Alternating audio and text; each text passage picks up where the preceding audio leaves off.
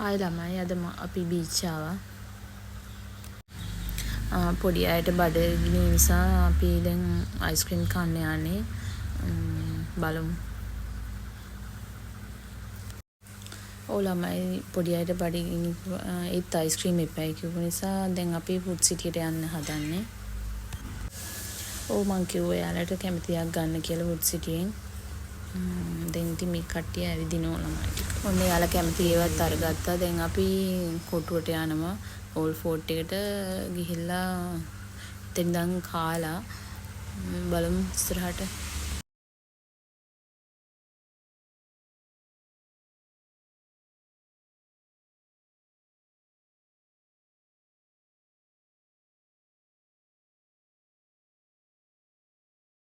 ඔව් ළමයි අපි දැන් ආවා ගෝල් ෆෝර්ට් එකේ ග්‍රවුන්ඩ් එකට.